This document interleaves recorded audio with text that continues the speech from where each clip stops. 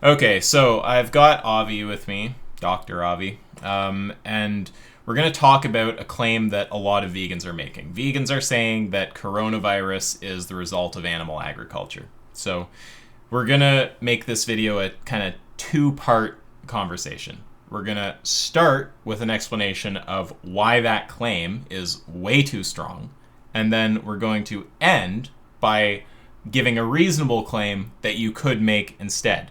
And I think it's probably safe to say our main motivation here is when we see vegans spreading misinformation, we think that damages our credibility. We would rather we'd rather people believe true things generally, but especially when it comes to like what vegans are out there saying, we want accurate information to be spread, and we want people to know, like, look, there are people out there who aren't going to bullshit you and who are just going to say what the data says, even if it doesn't, become the best talking point for veganism. Does that sound reasonable to you, Avi?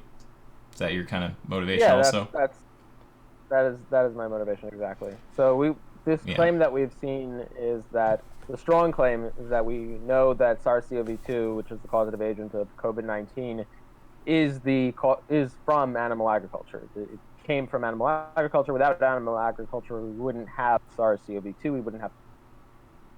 This is too strong of a claim. We don't need to make this claim even for the general point, which we'll get to go through. So why don't I think this is? Why do I think this is not a claim we should be making? Why do I think it's strong? We'll go over the evidence that is brought in support of this thesis, and we'll go over why that they're problematic, and we'll go over the reasons we have to believe it may not be the case that this is from animal agriculture. So the first thing I'd like to talk about is the main piece of evidence that seems to be brought forth is the market cases. So early in the outbreak, 41 patients being symptomatic in Wuhan, 2/3 of those 41 patients had contact with animal agriculture, specifically a seafood market in Wuhan. So the inference there is that, okay, well, it probably came from one of those exotic animals they were selling, specifically probably bats. We think that of all the candidate animals, it's most likely a bat. The reason for that being it has the highest amount of gene homology for the bats that infect the viruses that infect bats, the type of coronaviruses. There is a sort of counterpoint saying that it could be pangolins as an intermediate host. However, I'm not convinced of that yet. The reasons being is that there's higher gene homology with bats and humans rather than pangolin coronaviruses in humans. The second thing is that the receptor binding protein, which is purported to be high in pangolins, I haven't seen data comparing bat coronaviruses receptor binding protein to pangolin coronavirus receptor binding proteins. And I'm also not convinced necessarily that the inference that the receptor binding protein is more important than the gene homology itself goes through. So if we can get into that, there's a lot of complicated stuff with that. But long story short, the top suspect right now seems to be a bat, not a snake, not a pangolin as an intermediate, although they're possible. We don't know. Now, getting back to the market, couple issues. Issue number one is we don't actually know that bats were sold at that market or not. Issue number two is if we look at while it is true that 2/3 of the initial outbreak cases were from that market, they had contact with the market. We really need to look from those 41 cases and see the duration of time and see when the symptoms started and see which of those patients had contact with the market or not. Because the first case didn't have contact with the market, and next it supports that it's more in support of that coronavirus was brought to the market rather than coming from the market. And so let's take a look at that graph. Sure. Do you have it up, Isaac? It is up on the screen. Okay, and since I can't see your screen, can you just describe the graph to the audience? Yeah, so we're looking at, this is a graph, time on the x-axis, and then on the y-axis you've got number of cases, and then the cases are divided into two colors, gray and blue, where blue represents people who have not had contact with the Huanan seafood market, and gray represents people who have had contact. The kind of takeaway when you look at this graph is that the majority of people in this time frame had contact with the market, but the earliest case you'll see is just a blue bar, someone who had not had contact. That's not patient 0, but that is the earliest case we're aware of. Yeah, patient 0 is still unconfirmed, but the earliest case that we've traced to whether we know it had contact or not did not have contact. And there's a good 10-day gap between the earliest case, which did not have contact with the market, and the first case, which did have contact with the market. So, not saying that incubation period can last longer. It certainly can last longer than 10 days, but it is above the mean incubation period, which is about 5 days or so. So that's the first problem. The first problem is the temporal data doesn't really support that it came from the market, rather than someone else bringing it to the market. The second, you could always say it came from a different market, but then you'd have the question of why is it breaking out in a different market and not the market that which it came from. So that's the major counterpoint. That's the major counterpoint against the market argument, the evidence from the market that it would stemmed from the seafood market. It doesn't seem to be panning out. And then there's another general inductive case that vegans like to claim that, well, okay, fine, but overall, if we look at our interaction with bats, I mean, what else is it going to be from? In China, they're eating bats. They're going and hunting them. They're eating. And certainly, it's far more likely, almost certain, that it would come from this bat interaction. Would come from. It's not going to be a bat just flying out and biting someone randomly. And that's not a very good argument either. The reason it's not is there are counter examples. There are other candidates by which it is possible to come from that are not that absurd. It's not that we need to interact with a bat directly. It's not the bat needs to fly out of nowhere and bite someone. There are actual industries that are having people go into caves. It's called spelunking. What is spelunking? What are spelunkerers? What are spelunkerers? So, on your view, they're idiots in caves. Yeah. Spelunkers, on my view, spelunkers are idiots who like to go into. So, I've tried to tell them that there's some joy in spelunking, but yeah, I mean, you don't want to get the plague. And grant that. No. So it's the risks of spelunking in caves is so the bats in the cave. Thing about, like any other animal, bats have a tendency of pooping, and there are several infectious agents that can be transmitted through their feces, either if it gets aerosolized into the air from the feces or just by surface. Histoplasmosis is one of them, but sure, coronaviruses can be transmitted through feces. So you don't actually have to. So a couple things. Number one, you don't have to come in direct contact with the bat in order to get the coronavirus for this transmission to have happened. There's no direct interaction required. You don't have to be bit by a bat. You don't have to touch the bat. The aerosolized droplets can linger. The droplets themselves can linger for around 3 hours, and they can last on surfaces, and they can last on the fecal matter from bat droppings. And it's on TripAdvisor. We have tours, and we have all sorts of guides taking people through caves for whatever reason. There is a counter example for which we can. There is a plausible case that it can happen from spelunking. There may be other cases as well, and I haven't seen an analysis comparing the frequency of bat consumption in Wuhan multiplied by the rate of transmission, or an estimated rate of transmission from that form of interaction, compared to the rate of spelunkering in cave exploration in Wuhan, multiplied by the rate of some form or estimated rate of transmission from going into a cave filled with bat feces.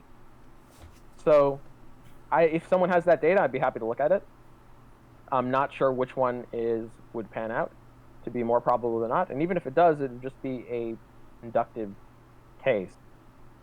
So the one counter argument to this would be that if we look at SARS-CoV-1, the SARS-CoV-1 Well, I think let's cave, just be a little clear for you. The problem isn't it being inductive. Obviously, the problem is the strength of the induction. Surely. Sure. Yeah. Right. Yeah. We don't know the strength of the induction. Yeah. A counter to this is that SARS-CoV-1 has originally been found in a cave that's 1,000 kilometers north of Wuhan. That's not a counter argument. It doesn't have to be that cave. There are thousands of coronaviruses in bats. This was found in a cave that was for SARS-CoV-1 that was a while ago. Bats go different places. It doesn't even have to be that bat. I mean, SARS-CoV-2 is a different strain. It doesn't have to be from that bat population even, although maybe more likely. No. Can I ask a clarifying question? Because I think if I understand it, people are likely to understand also. So basically, what's being said here is like, okay, the what's supposed to be the strong inference is the market inference. If that doesn't pan out, then maybe, the person who wants to say that coronavirus came from animal agriculture is just going to try to make this kind of general inductive argument where they're going to say, like, if we look at the context in which humans interact with bats, a majority of those interactions are in an agriculture context. You'd actually have to establish that there is more human to bat interaction in the agriculture context than and then we'd like set up all the other contexts that we know of, like spelunking or something else. Yeah. Okay. Or cave exploration. Right. So. Or else you'd just be insisting it's higher probability without actually taking account of the other possibilities and gauging their probability and weighing it against the probability of those things. That's right. So and then the other point that people would like to make is that if we look at the closest virus to the coronavirus, SARS-CoV-2, it was originally found in a cave, which is SARS-CoV-1 was found in a cave that's 1,000 kilometers north of Wuhan. And so it's unlikely that people are going to go on a trip 1,000 kilometers north of Wuhan and then come back to Wuhan to that market, and then that seems very unlikely. But it doesn't have to be that cave again. It's a different virus, it's a different strain of virus. SARS-CoV-1 is not SARS-CoV-2. This was reported a long time ago, and bats can move to different areas as they frequently do, and they have thousands of coronaviruses, and this is a different strain. There are other caves around full of bats that are close to Wuhan. It took me all of 5 minutes of Googling to find one within 125. So, yeah, I don't know. You would have to establish that you have to have some kind of analysis to see which one's more likely than the other. And correct me if and how more likely it is. Yeah. Correct me if I'm wrong, but this is also, I think this is kind of what you were saying at the start. This is also all predicated on the assumption that we're looking at that it came from a bat, right? And that's you made that gene homology point, and I want to try to sum that up for people so they get it, right? Because if it's not that we actually have the strongest reason to believe it came from a bat, then all of this is kind of beside the point anyway, right? Because we wouldn't even want to look at human bat interaction. So I guess the idea is just that you can have like a overall genome homology, or you can have homology, and homology is like refers to like sameness roughly. That's like the kind of idea, right? Or you could have homology at just the receptor site, and there's an assumption about which is more important, right? The genome homology or the receptor site homology. So you're looking at me weird. Am I saying something weird? No, sorry. Go ahead. Okay. And where do we have the higher genome homology with what, the bat? That's the idea? Yeah, so the bat coronavirus has the higher gene homology than the other animals' coronavirus. Right. The pangolin just has higher homology then the bat's gene homology, but only at the receptor site. We haven't looked at the receptor homology. So we with the don't bat, even know right? that. We actually don't even know that. So we know that it has a high homology at a receptor binding protein in the pangolin, but we don't know that it has a higher receptor binding homology with respect to the receptor binding protein than bat coronavirus. I haven't even seen a comparison. That's funny. I thought the inference was a little better. I thought it was like there's these two different types of homologies. We can still put like a percentage or something on it, and it's higher in the yeah. Okay. So basically, bottom line there is that if the receptor homology is more important and is higher, then the pangolin would be the more plausible candidate, right? We don't know, assuming that it's higher than bats, which we don't know. So what was the point of raising the homology then? Yeah. So the point I'm obviously not tracking that properly. Yeah. Because one thing people arguing for it to be pangolins rather than bats like to bring up the point that there's like a 99% homology in the receptor binding protein of pangolin coronaviruses to our coronavirus. Of course, they don't compare that. Of course, what I'm bringing up is very simple, that they need to compare that to the bat receptor binding protein homology from our coronavirus, and they Okay. All right.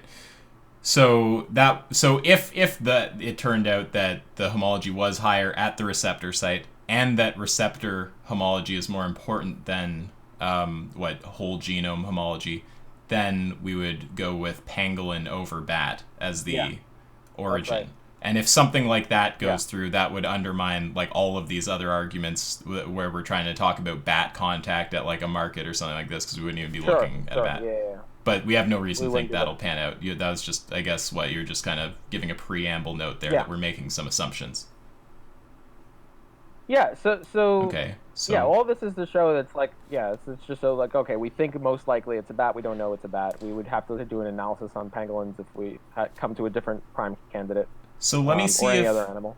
Let me see if I can sum up what your overall point is here. So we're starting by making an assumption that the thing came from a bat, and then we're gonna say there's the seafood inference, the market inference. That one seems weird because the first contact or the first case that we have on record for corona is someone who wasn't at the market. And then if the person... Just one thing real quick, like it's not an assumption that it's from a bat, it's the most likely candidate at this point based on the data. Yeah, sorry, I mean like as a starting point. We're like, okay, all right, sure. Yeah, sorry, I didn't mean like we assume for no reason, of course. So, right, we are starting from the probable, the likely, case that it came from a bat, right? It probably came from a bat. And then we're going to say, if you want to make the seafood market argument, the problem with that is that the earliest case we're aware of is someone who wasn't at the seafood market. And then if you want to move to some kind of more general case where you just say, a higher amount of human bat contact occurs in agricultural context, you actually have to establish that. You have to take into account the other modes of human bat contact and actually give us reason to think that a higher amount of it happens in the agricultural context. Yeah, and even if you can do that, you would have to present your claim to the degree of difference in probability. You still shouldn't present your claim like, we are so sure of this, where this happened because of this. If it turns out to be like 75%, to 25%, the claim should reflect that. The strength of the claim should reflect that. The claim shouldn't be, it came from animal agriculture. It should be like, there's a 75% chance, if we're just going off of nothing other than where the majority of contact between humans and bats tends to be. Right. That would be a much more honest claim. Okay. So I guess unless you have more to say about that, I think now we want to move to that next phase and just talk about what the actual reasonable claim is that vegans can make here. If they don't want to say crazy stuff just for the sake of, promoting veganism. I shouldn't be that cynical. I'm sure a lot of people just believe the big organizations and activists who've been saying this stuff because they don't know better. But yeah. Okay, so what is the claim that we can make here? Yeah, so continued animal agriculture, especially in the way we're doing it, increases the probability that we as humans will experience zoonotic pandemic. Right, Simple. exactly. So you don't have to attribute coronavirus specifically to animals. And by the way, for anyone who, like, I know there's people who don't track things this basic. We are not saying it's false that it came from animal agriculture, right? We're just being skeptical of the strength of the inference. So there's not a good reason to think that is the case. We're not saying it's false that it's the case. So the point that can be made is not, oh, coronavirus came from animals, right? We need more data if you're going to say something like that, or from animal agriculture, sorry.